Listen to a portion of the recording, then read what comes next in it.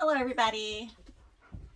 Today is January 17th. It's Martin Luther King Day and we are all home. So my dog just decided to go crazy with his duck, so Michael's going to take him outside for a little bit to get some energy out.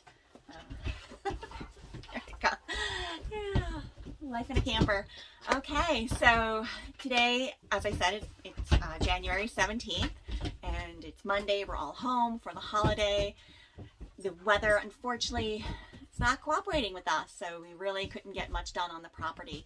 Chuck actually just left to do some shoveling there, and we're going to join him in a little bit. But one thing we did do today, just waiting for them to leave. Okay, they're gone.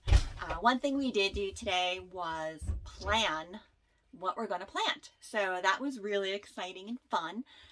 So we went, Chuck ordered a whole bag full of different types of seeds from this company, St. Clair Heirloom Seeds.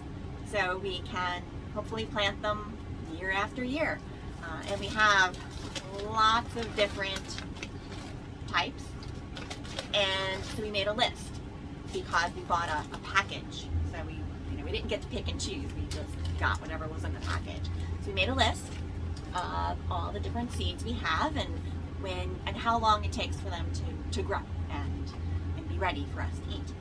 So we have everything from your cucumbers to tomatoes to corn to some things that we've never had before. So I have different types of tomatoes. Love tomatoes, can't wait. Hot peppers and sweet peppers.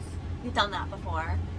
Squash, which we've done. Oddly enough, we're not big squash eaters. We usually just eat them around Thanksgiving, but I guess it's good to have.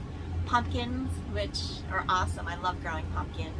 Watermelons. We've never grown watermelons before, so I'm really looking forward to that. Swiss chard, which we eat a lot. Radishes. Aileen loves radishes. Cantaloupes. I don't think any of us have ever had a cantaloupe, so that should be interesting. Broccoli, love broccoli. Cauliflower, again, that's something I don't think any of us have ever had, but why not, right? Beets, again, I don't know, somebody we know will probably like beets and we can give those away. Different types of carrots, corn, and corn we've grown before, and some years we've had great luck with corn and some years no, and the corn is amazing when you grow it. And the years we didn't have luck with it wasn't because it didn't grow, but because critters came and would take a bite. So birds would get at it, mice and rats would climb up and take a nibble, and then that's it. You can't eat it after that. So hopefully we'll have a good crop this year, and obviously we'll be growing a lot more of what we have before. Potatoes, which are amazing. You put them in and then you forget about them, and then in the fall hopefully we'll have a bumper crop of potatoes. Different types of lettuce and some herbs. Cucumbers, we have pickling cucumbers. Chuck has an amazing recipe for pickles, so I know some of you have had them and you love our pickles. So we didn't make them last year because it was kind of pointless. So we miss the pickles. So looking forward to having that again. So yeah, and then we went and we looked at the calendar and we figured the things that we're going to start as inside, which would be like the tomatoes and the broccoli and the cauliflower. We'll start those inside, and we can do that, yay, March 22nd. And then they would be ready to go out as seedlings. And we figured the last spring frost is mid-May. So mid-May we can plant the seedlings and also the rest of the seeds. So hopefully we'll have that up and running, and that's actually a priority. That'll be something we have to get done. We want to put that in right away so we have a nice crop and we can eat it, we can sell it. So looking forward to that. Another thing we want to start right away will be chickens. And normally in March and April we would get chicks every year.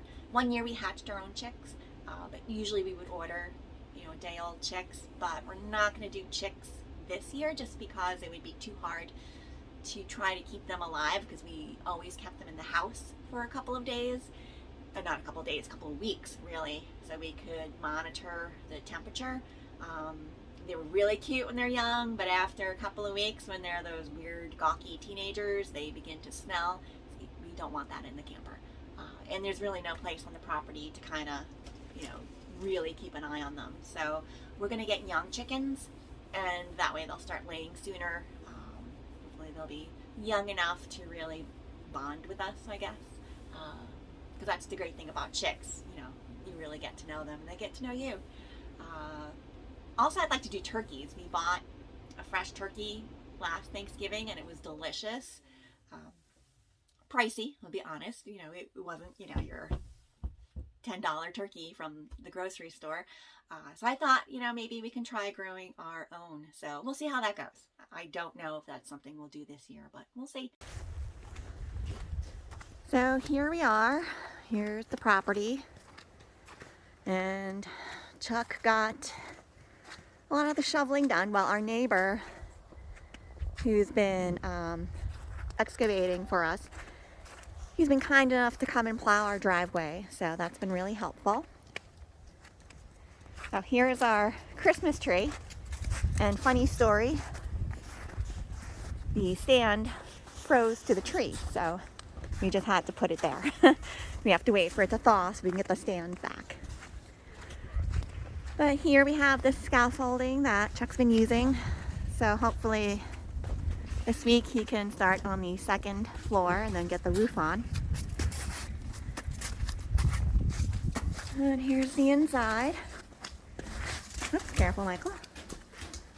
And it's coming along, but Chuck had to come and get the snow off the roof and cover it so it doesn't freeze, so that way he can work on it tomorrow.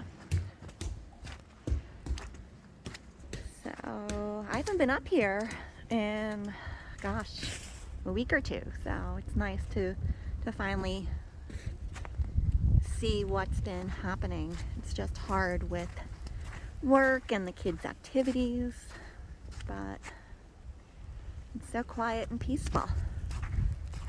It looks really nice. Gosh, I can't wait for it to be ready.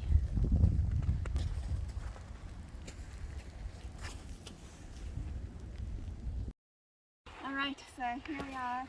Chuck and Aveline are shoveling the driveway. Michael and I have been salting. So now Michael switched roles and he's actually the camera guy.